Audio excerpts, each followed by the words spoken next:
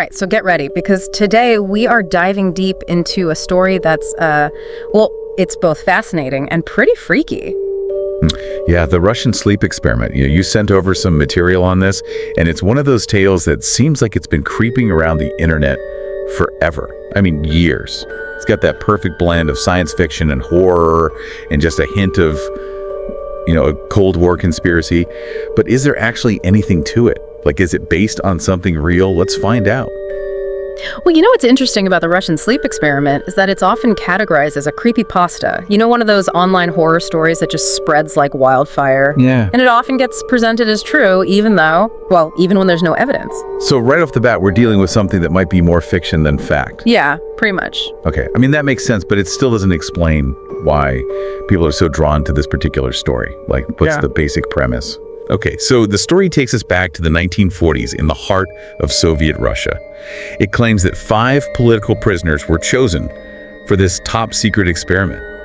Their mission, if you can even call it that, to be kept awake for as long as possible. They were locked in a sealed chamber and given this experimental stimulant gas to prevent them from sleeping. Wow, just the thought of being forced to stay awake for days. Even just thinking about it is giving me chills. It sounds more like torture than a scientific experiment. Yeah, it definitely raises some ethical red flags, and honestly, I think that's a big part of what makes this story so unsettling.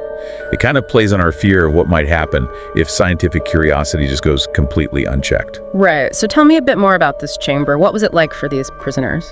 Well, if you believe this story, they were kept in this relatively spacious chamber. It was stocked with books, cots, running water, a toilet. They even had enough food to last for weeks.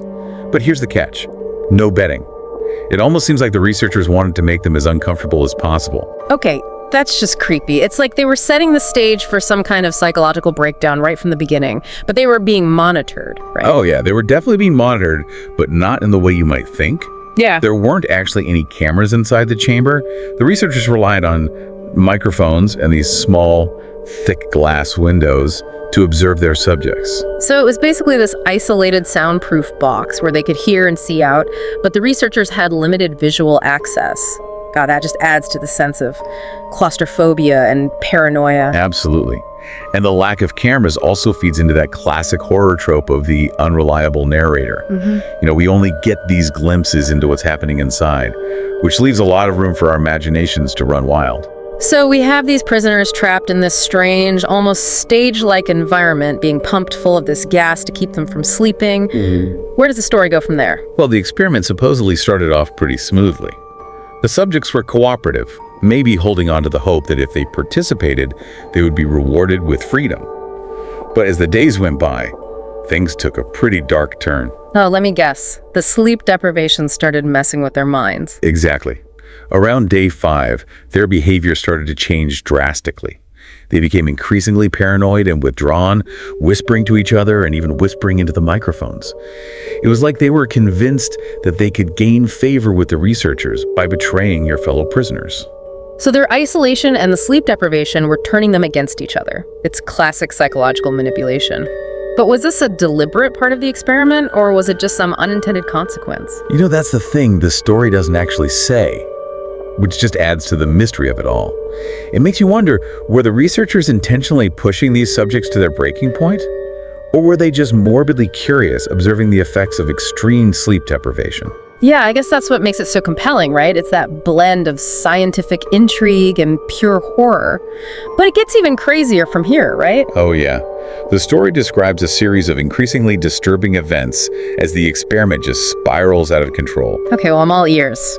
Well, maybe I should cover my ears. This is where it gets really scary, right? Let's just say things take a pretty dark turn. We're talking about a complete descent into madness, and it's not pretty. Okay, so you mentioned a descent into madness. What exactly went down in that chamber? Well, on day 9, one of the subjects just completely loses it. He starts screaming uncontrollably, and it went on for hours. Hours until his vocal cords were shredded. Wow, that's intense. I can't even imagine the kind of mental anguish that would drive someone to that point. How did the other subjects react? It's strange. They didn't seem fazed by it at all. In fact, the story says they reacted with this really disturbing detachment, like they were already losing their grip on reality. Then they started engaging in this bizarre and self-destructive behavior. smearing feces on the observation windows, mutilating themselves. That's horrifying. I mean, it's one thing to read about this stuff, but to imagine it actually happening, Yeah. it sounds like the researchers had a real monster on their hands. You could say that. The researchers were definitely becoming increasingly concerned. Days passed and the chamber fell silent. They checked the oxygen levels, and it was clear that the subjects were still alive. But they weren't making any noise. It was this eerie, unsettling silence. Oh, that must have been incredibly unnerving, like waiting for a bomb to go off. Did they try to contact the subjects? Yes, on day 14, they decided to use the intercom to try and communicate with them.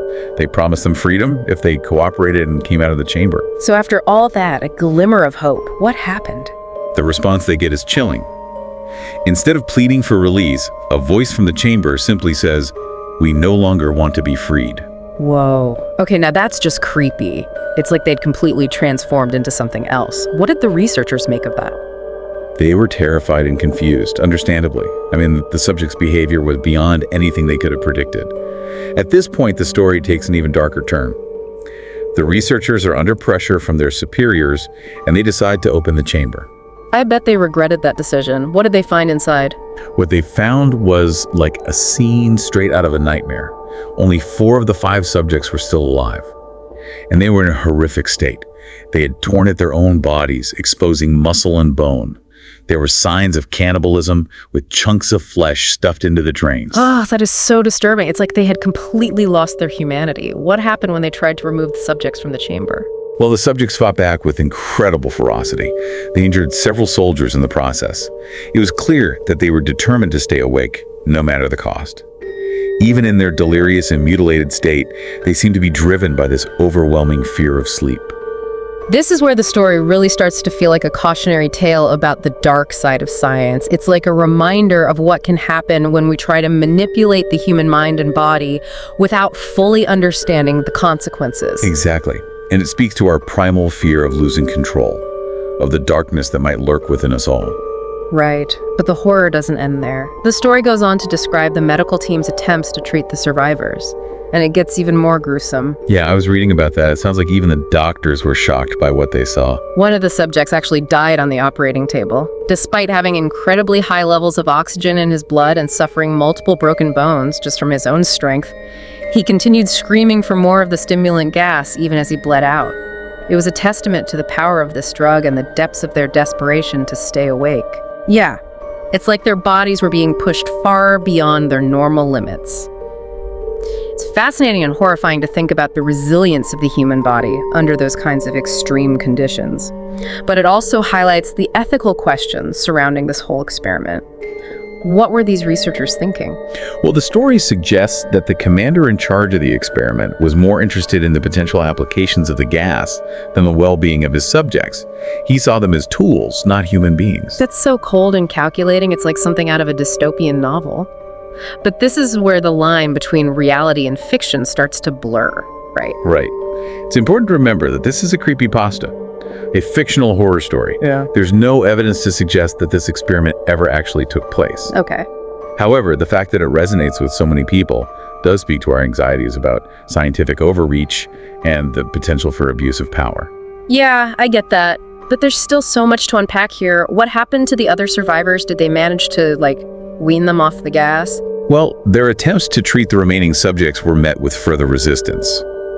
One subject even smiled at the nurse during surgery, which is a pretty chilling detail. And when he was finally able to communicate, he just wrote, "Keep cutting." Okay, that sends shivers down my spine. It's like they were no longer experiencing pain in the same way, or like they were somehow deriving pleasure from it. This is taking body horror to a whole new level. It certainly raises questions about the nature of consciousness and perception, especially when the body is under extreme duress. But the story takes another dark turn when they decide what to do with the remaining subjects. I can only imagine. Given how things were going, it couldn't have been good. What did they do? Despite objections from some of the researchers, the commander decided to put the remaining subjects back on the gas. He was convinced that they were on the verge of some kind of breakthrough. that their ability to withstand sleep held the key to unlocking some hidden potential within the human mind. So even after witnessing the horrific consequences, they doubled down. That's just messed up. It's a classic example of hubris, of scientific ambition blinding people to the ethical implications of their actions. But it also sets the stage for the story's final act, which is perhaps the most disturbing part of all. So they put these poor guys back on the gas.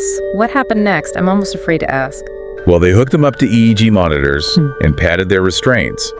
And the story says that as soon as the subjects realized they were getting the gas again, they actually calmed down. It was like some twisted form of addiction, you know? They craved the very thing that was destroying them. Yeah, it makes you wonder if they even understood what was happening to them at that point. Like, had they completely lost touch with reality? You know, the story's ambiguous on that point, which is part of what makes it so disturbing. It forces us to confront the limits of human endurance and fragility of the mind. One subject was humming, another was struggling against his restraints, and the third was blinking rapidly. But his brainwaves were showing these strange, like, flatlining patterns. Flatlining like he was dying. That's how the researchers interpreted it. It was like he was experiencing these brief periods of brain death, and then suddenly one of the subjects just falls asleep.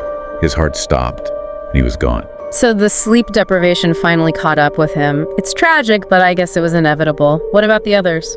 Well, the remaining conscious subjects start screaming to be sealed back in the chamber. And his brainwaves started showing that same flatlining pattern.